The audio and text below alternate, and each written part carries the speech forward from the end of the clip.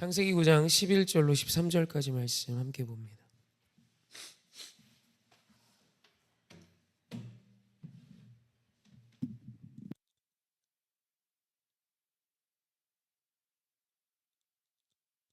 창세기 9장 11절로 13절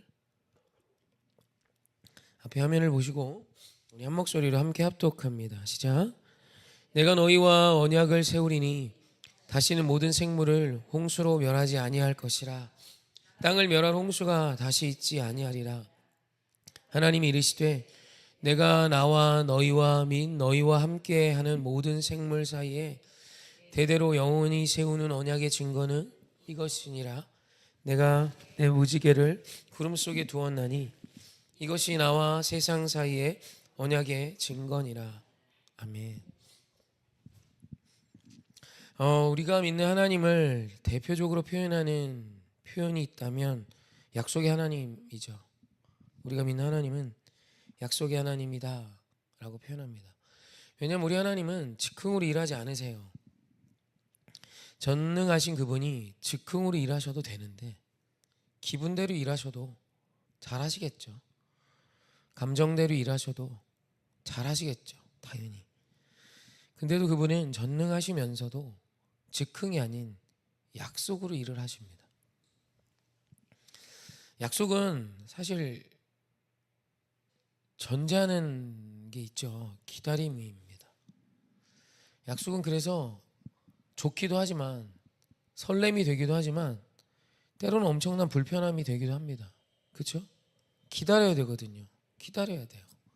그냥 지금 당장 지금 이곳에서 당장 하나님이 즉흥으로 일하셔서 보여주시면 좋을 텐데 우리가 막 뜨겁게 기도하고 하나님의 마음이 막 동하면 막 그때 막 기분대로 막 주시는 거예요. 사실 우리는 그런 걸 기대하고 한국교회는 그런 걸 굉장히 많이 말했습니다. 하지만 우리가 믿는 하나님은 사실 그렇게 일하시지 않으세요. 성경을 보면 그분은 언제나 약속하셨습니다. 성령을 약속하시고 성령을 보내시고 회복을 약속하시고 회복을 주세요. 그리고 하나님의 그 약속을 믿고 기다리게 하십니다. 그래서 그리스도인은 약속의 사람입니다. 즉흥의 사람이 아니에요. 약속을 믿고 기다리는 삶의 태도를 가지는 자가 그리스도인이에요. 근데 많은 분들이 그렇지 못한 걸 보아요. 이전의 한국교회가 언제나 좀 뭔가 뜨겁고 이런 거에 무게를 두다 보니까 약속의 하나님을 믿고 기다리는 잠잠함이 사실 많이 없었던 것 같습니다. 여러분, 그리스도인은 요동하지 않고 아무것도 아닌 것 같은 이때를 주의 약속을 바라보며 견디는 자입니다. 그리고 그 사람이 주님의 그 놀라운 약속이 성취되는 감격과 감동을 가장 크게 누릴 수 있는 것이죠. 여러분, 교회의 부흥을 믿으십니까? 주어가는 영혼의 회복을 믿으십니까? 여러분, 그 약속을 믿지 않는 자가 기도할 리 만무하고 그 약속을 기다리는 자가 믿지 않는 자를 향해 나아가죠. 사실 우리가 무엇을 한다 해서 당장 드러나지 않아요. 그건 너무 저도 잘 압니다. 하지만 어느 순간 뒤돌아보니 주님이 그 약속을 이루고 계세요. 그래서 그리스도인은 조용하지만 요동하지 않지만 힘이 있는 자입니다. 늘 뭔가 대단한 말들과 미사여구가 가득한 건 세상이 그런 거예요. 여러분, 기도도 기도해서 좋아요 감탄하고 좋아하는 건 너무 좋지만 여러분, 기도의 승부는 그 자리를 지키며 한결같이 기도하는 거예요. 예배자도 마찬가지고 저는 거리에서 예배하지 않습니까? 그 또한 지칠 때가 얼마나 많은데요. 그러나 그럼에도 불구하고 또 오늘 또 내일 또 나아가는 이유는 이 더울 때는 요즘에 6시 반에 나가요, 저녁에. 그래도 포기하지 않는 이유는 간단합니다. 하나님의 약속을 저는 믿고 있기 때문이에요. 그렇다면 우리 하나님은 왜 자꾸 약속을 주시나? 불편하게, 그죠? 이것 또한 복잡하지 않습니다. 여러분, 약속은 관계를 의미해요. 길 가다가 우연히 옷깃을 스친 사람에게 누가 약속합니다. 내년에 우리 다시 만나요. 어떤 분이 버스 정류장에 서 있는데 갑자기 여러분 등을 딱 치더니 내년에 우리 다시 봐요. 또라이죠. 그거 제정신이 아니죠. 뭐 모르겠어요. 뭐 내가 이 관계를 잊었는데 그분이 나를 기억하고 뭐 얘기할지 모르지만 길에서 관계가 없는 자에게 약속하지 않습니다. 약속은 관계예요. 그래서 부모와 자식도 늘 약속을 합니다. 아빠가 이렇게 하면 우리 여기 한번 갈까? 그럼 아이가 그 약속을 믿고 기뻐해요. 그리고 그 약속을 믿고 노력하고요. 그 약속을 믿고 삶의 변화가 옵니다. 동의하세요? 여러분, 약속의 핵심은 관계예요. 하나님 우리에게 약속을 주시는 건 하나님 우리와 약속하시기 원하시고 계속 약속하시며 그 약속을 기다리게 하시는 이유는 하나님이 밀당하시는 게 아니라 너와 나는 아버지와 아들이야. 너는 나의 걸작이고 나는 너의 창조자고 나는 너를 사랑하는, 너와 나는, 너와 나 사이에는 어떤 것도 방해할 수 없는 가장 첫째 되는 관계가 나와 너지. 이게 하나님과 우리의 관계예요. 그래서 우상, 귀신은 이렇게 늘 재물로 일합니다. 오늘 너 뭐 갖고 왔어? 그와의 관계로 일하지 않습니다. 오늘 네가 얼마짜리 부적을 썼어? 오늘 네가 나한테 얼마짜리 구슬하니? 이런 걸로 승부를 봐요. 근데 하나님은 여러분과 관계로 이어가기 원하세요. 그게 우리 하나님이십니다. 우리 아버지 하나님이신 거예요. 그래서 약속으로 일하시는 하나님을 사랑하는 성도님 기뻐하셔야 합니다. 그분이 우리에게 약속을 주시는 것. 오늘 노아에게 약속을 주시죠. 이제 다시는 홍수로 심판하지 않을 거야. 그러니 비가 와도 염려하지 마. 여러분, 비가 와서 홍수로 온 인류가 죽는 걸 보았던 노아와 그 가족, 그리고 그 이야기를 들었던 노아의 후손들에게 비는 얼마나 무서운 일이겠습니까?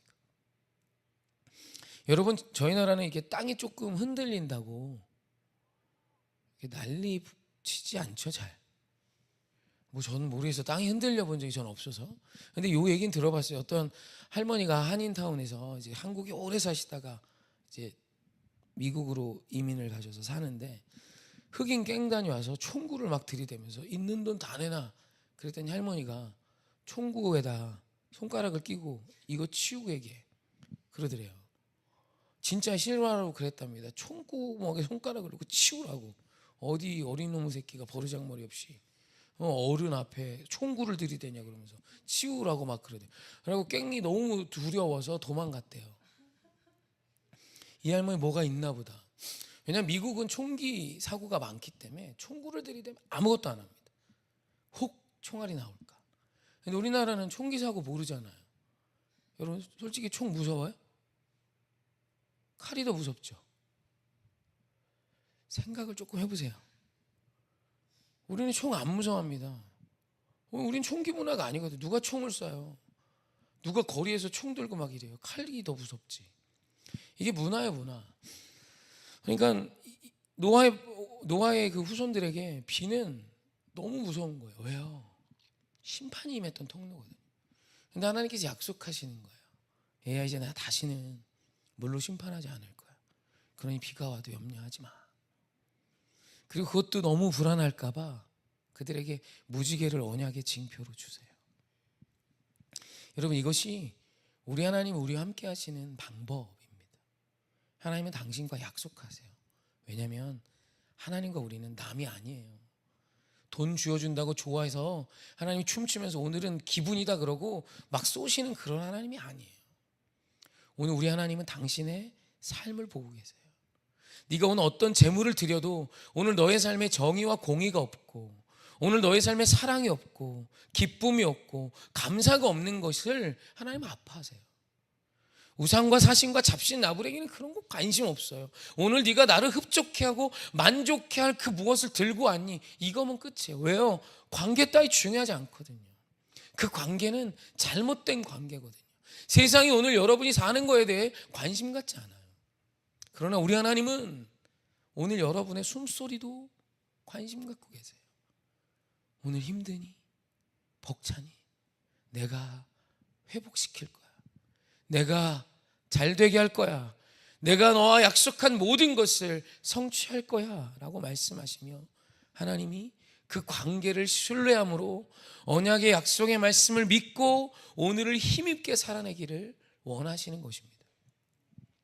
그래서 어린아이가 초행길을 두려워하지 않아요. 왜냐하면 부모의 손을 잡고 있기 때문입니다. 부모의 손을 놓쳤기 때문에 초행길이 무서운 거지, 부모의 손을 잡은 아이는 초행길도 무섭지 않아요.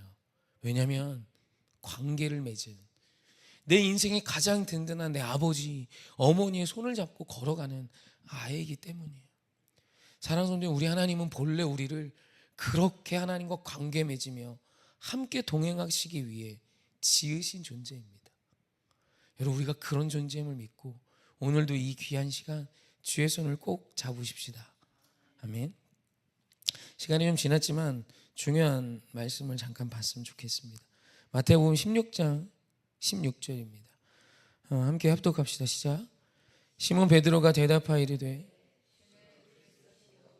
살아계신 하나님의 아들이시니이다. 아멘. 우리가 너무 잘 아는 주님 그리스도시요 살아계신 하나님의 아들이십니다 라고 예수님이 물으세요. 너희는 나를 무엇으로, 누구라고 생각하니?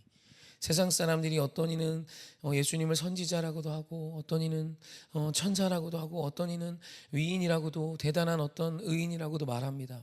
막 이랬더니 시몬 베드로에게 너는 나를 누구라고 생각하니? 그러더니 베드로가 주님 그리스도시요 살아계신 하나님의 아들이십니다를 고백합니다. 그리고 그 다음 말씀이 이런 표현이 나와요. 18절입니다. 함께 합독합시다. 시작. 또 내가 내게 이르노니 너는 베드로라. 내가 이 반석 위에 내 교회를 세우리니 음부의 권세가 이기지 못하리라. 아멘. 여러분, 베드로의 이 고백 앞에 교회가 서요. 여러분, 이게 얼마나 중요한 고백이냐면 우리가 믿는, 교회된 우리가 믿는 믿음이 무엇인지를 증명하는 겁니다. 하나님께서 베드로의 이 고백 위에 교회를 세우시겠대요. 그리고 이 고백을 반석이라고 표현합니다. 천주교는 이 고백을 한 베드로를 반석으로 여겨요. 그러나 성경학자들은 거기에 동의하지 않아요. 대부분 이 베드로의 고백이 반석인 겁니다.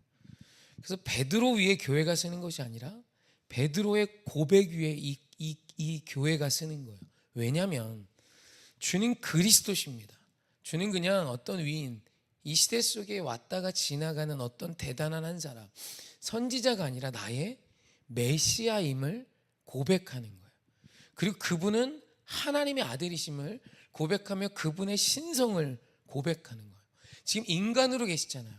인간으로 오신 그 예수 그리스도가 하나님의 아들이심을 고백하고 그분이 나의 메시아임을 고백하는 겁니다. 이건 무엇을 의미하냐면 관계예요. 베드로가 지금 예수님은 나와 상관없는 분이 아니라 당신은 하나님의 아들이시며 당신은 나의 구주입니다. 내가 그토록 기다리고 나의 삶의 문제 해결책이 되시고 나의 삶의 능이 되시고 오늘 나를 인도하시며 나를 책임지시며 나의 삶의 해답이 되신 우리의 왕, 우리의 메시아이십니다를 고백하는 거예요. 나의 구세주. 그래서 이 고백, 이 관계 위에 교회가 서는 겁니다. 여러분, 오늘 우리는 예수가 메시아 된 자로 사는 자예요. 예수 그리스도가 우리의 삶의 답이 되었음을 고백하며 교회로 선 자들이 바로 저와 여러분입니다. 이 약속 위에, 이 관계 위에 이 하루도 승리하십시오. 예수께서, 하나님의 아들이신 그분께서 이제는 나와 상관없는 분이 아니라 2000년 전에 내가 가본 적도 없는 저 지구 반대편에 오셨다가 부활 승천하셨다고 말하는 어떤 사람이 아니라 이분은 나를 위해 오셨고 나를 위해 죽으셨고 나를 위해 부활하셨고 나를 위해 다시 오실 나의 메시아이심을 고백하는 그 믿음 위에 교회가 서는 것입니다. 그래서 이 고백이 신학적으로 그렇게 중요한 것이고 교회론의 시작이고 교회된 우리가 모두 고백해야 되는 고백이에요. 그래서 이렇게 막 숨 꼴딱꼴딱 넘어갈 때 예수님 구세주를 영접하라고 막 그죠 기도하고 하잖아요. 관계를 맺으라는 거예요. 당신과 예수님은 아무 상관없는 자가 아니라 당신을 위해 하나님의 아들이 오셨음을 아멘하세요. 당신과 오늘 함께 하시는 그분이 하나님과 함께 하시고 하나님이신 그분이심을 아멘하세요. 그리고 오늘 죽음의 문제까지도 나를 위해 오신 그분이 해결하셨음을 아멘하세요. 여러분 이것은 관계입니다. 그래서 우리가요 우리에게 약속을 주신 그 하나님을 기뻐하셨으면 좋겠어요. 압니다. 저도 때로는 좀 짜증이 나고요. 좀 지금 좀 해주지, 그죠? 뭐 그렇게 학교 나왔다 주시려 그러나 지금 좀 쏘시지, 빵 하고, 그죠? 얼마나 좋아요. 하지만 하나님의 때에 더 좋은 때에 하나님이 계획하신 더 멋진 그 거룩함으로 오늘 우리 안에 신실함으로 이 약속을 지키실 그 하나님을 우리 함께 찬양하십시다. 아멘.